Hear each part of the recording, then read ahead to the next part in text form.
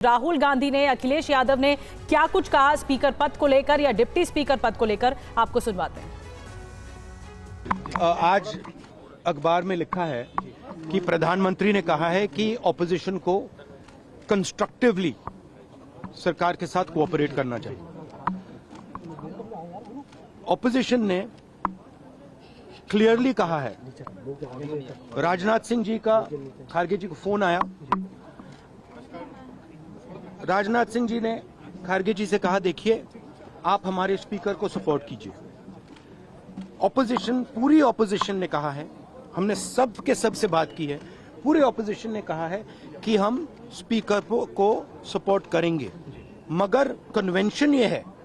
कि deputy speaker opposition को मिलना चाहिए। जो विपक्ष की मांग यही थी कि उपाध्यक्ष विपक्ष का हो, तो अभी ऐसे में राजनाथ सिंह जी ने कुछ बात की है। जो हमारी राय पार्टी की है वो है कि उपाध्यक्ष विपक्ष का हो। तो अखिलेश यादव को भी आपने सुना, आपने राहुल गांधी को भी सुना, डिप्टी स्पीकर को लेकर पेच फंसा हुआ था। आमोद राय इस बीच पॉलिटिकल एडिटर हमारे साथ जुड़ गए। आमोद, पहले डिप्टी स्पीकर को लेकर कोई दिक्कत थी क्योंकि विपक्ष ये कह रहा था कि विपक्ष का होना चाहिए, लेकिन अब स्पीकर को लेकर ही चुनौती दे दी गई विपक्ष की तरफ से।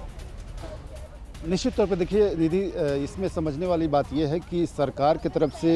ये कहा गया कि स्पीकर के नाम पर सहमति बनाने की कोशिश हो रही है और विपक्ष के तमाम नेताओं से बातचीत की गई, लेकिन विपक्ष की तरफ से डिप्टी स्पीकर पद मांगा गया और जो इसमें समन्वय कर रहे थे, जो कोऑर्डिनेशन कर रहे थे, जो वार्ताकार थे, खुद रक्षा मंत्री राजनाथ सिंह थे और उन्होंने सबको ये बात स्वीकार भी की थी कि इस पर उनकी कोशिश होगी कि सरकार से बातचीत करके उनको पॉजिटिव जवाब दें। लेकिन जिस तरह से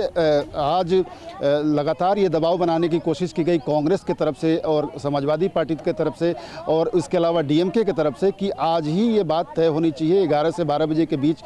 स्पीकर पद के नामांकन की प्रक्रिया पूरी होनी है और इससे पहले ये बात स्पष्ट रूप से तय होनी चाहिए कि आप दे रहे हैं और आज ही ये बात घोषणा हो, उसके बाद ही हम समर्थन करेंगे। तो ये बात कहीं न कहीं एक हमको लगता है कि खटपट का कारण बना। हालांकि राजनाथ सिंह जो इसमें समन्वय कर रहे थे, जो वार्ताकार थे, उनका कहना था कि इस पे अभी कोई हड़बड़ी की ज़रूरत नहीं है और इस पर फैसला लिया जा सकता है क्योंकि अभी फ़िलहाल स्पीकर के चुनाव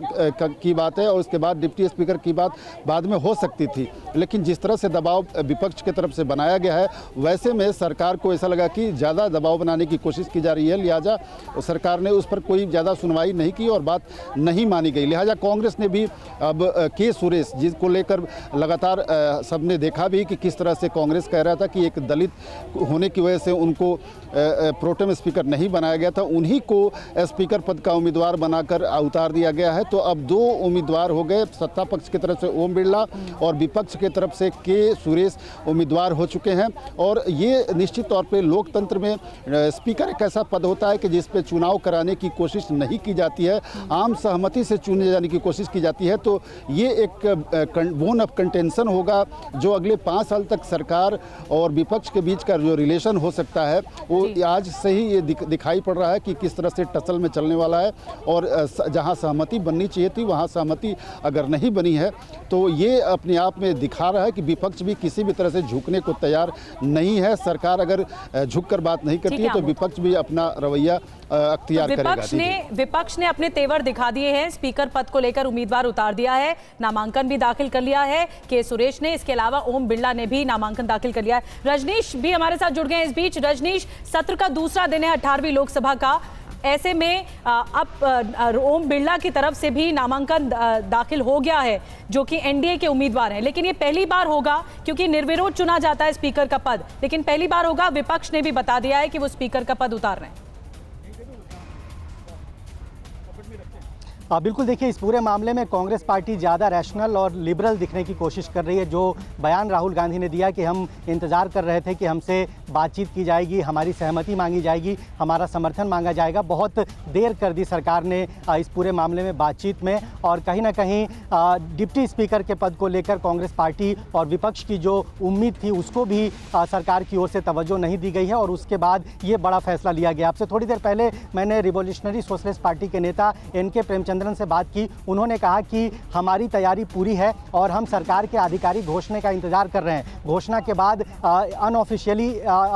तौर पर इंडिया ब्लॉक के लीडर्स मिलेंगे और अपने निर्णय की जानकारी देंगे। तो कहीं ना कहीं ये साफ तौर पर माना जाना चाहिए कि निर्णय पहले लिया जा चुका था और सिर्फ आधिकारिक ऐलान का इंतजार विपक्षी पार्टियां कर रही थी। के सुरेश के नाम पर पहले ही विपक्षी पार्टियों ने अपनी मोहर लगा दी थी और अब सीधे सीधे वो अनाउंस किया गया है और पहली बार ऐसा होगा 1952 से लेकर अब तक कभी स्पीकर का चुनाव में दो कैंडिडेट आमने सामने नहीं होते थे। 1922 में ऐसी घटना हुई थी जब कंस्टिट्यूएंट असेंबली हुआ करता था, लेकिन आज़ादी के बाद ये पहली बार ऐसा होगा कि स्पीकर का चुनाव होगा और दो पार्टियों सत्ता पक्ष और विपक्ष के उम्मीदवार एक दूसरे के सामने होंगे। हालांकि अंक गणित की भी बात कर लें तो सत्ता पक्ष के उम्मीदवार का जीतना लगभग तय है, लेकिन अपनी ओर से एक मनोवैज्ञानिक तौर पर, साइकोलॉजिकल तौर पर और एक स्ट्रेटेजिक मूव के तौर पर इसे देखा जा सकता है कि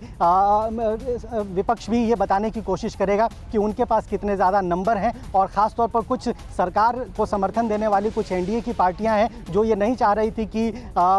बीजेपी का स्पीकर हो, उनका भी रुख क्या होगा ये भी देखा जा सकता है कल जब ये इस पूरे मामले में जब चुनाव होगा। बहुत महत्वपूर्ण जानकारी रजनीश बता रहे हैं। एक मनोवैज्ञानिक तौर पर ये दबाव बनाने की कोशिश की गई विपक्ष की ओर से, पहले ही तय था कि वो स्पीकर पद का जो उम्मीदवार हैं वो उतारेंगे।